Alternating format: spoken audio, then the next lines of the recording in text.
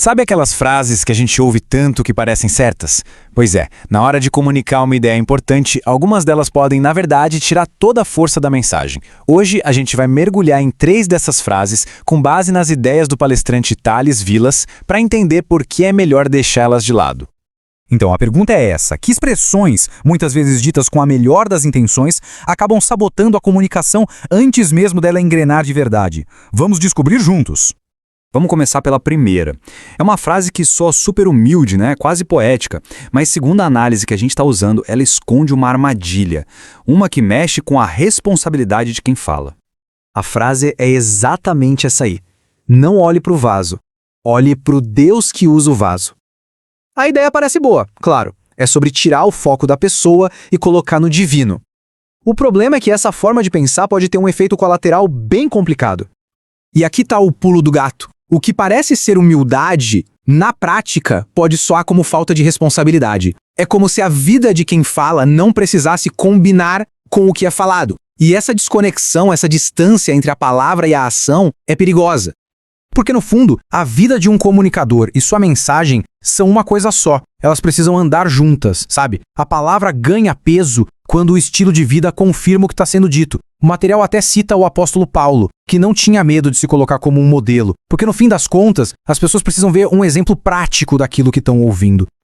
Resumindo, a credibilidade da mensagem depende, e muito, da credibilidade de quem a entrega. Ser um exemplo não é sobre ser perfeito, ninguém é. É sobre ser responsável e coerente.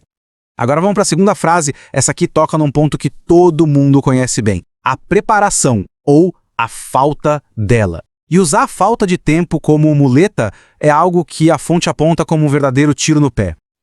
Ah, não deu tempo de preparar nada, mas Deus vai falar. Quem nunca ouviu algo parecido? Parece um ato de fé, né? Mas a análise que estamos seguindo é dura. Essa frase é vista como trágica para a comunicação. E isso nos leva a uma pergunta bem direta.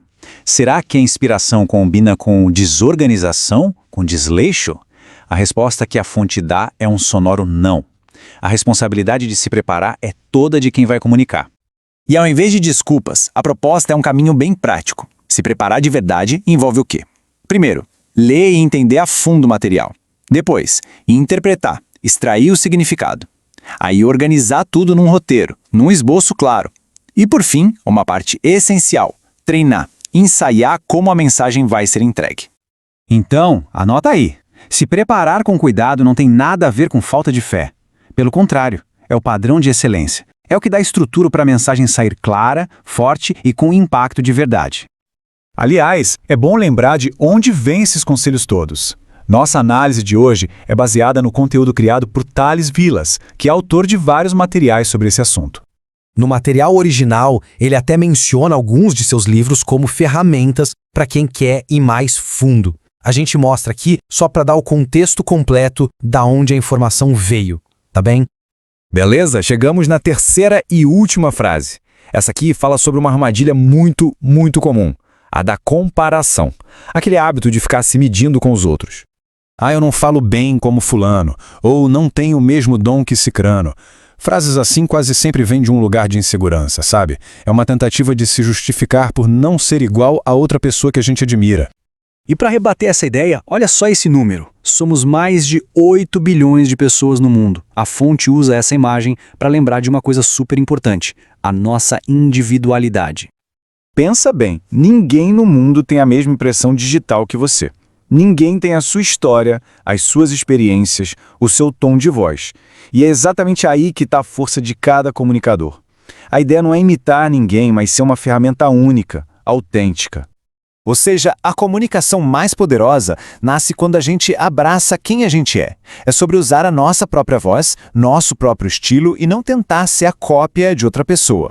Bom, para a gente fechar e amarrar tudo isso, vamos resumir os 3 grandes princípios para uma comunicação eficaz que a gente tirou dessa análise. É bem simples, na verdade. Primeiro, seja um exemplo. Sua vida e suas palavras precisam conversar. Segundo, esteja preparado. Dedicação e estudo honram a mensagem e quem te ouve. E terceiro, seja você mesmo. A autenticidade é a ferramenta mais poderosa para se conectar com as pessoas. E para finalizar, fica essa reflexão no ar. No fim do dia, a pergunta que importa é essa. A mensagem que está sendo passada reflete quem a está passando? É uma questão que junta tudo: responsabilidade, preparo e autenticidade. Os 3 pilares de uma comunicação que realmente transforma.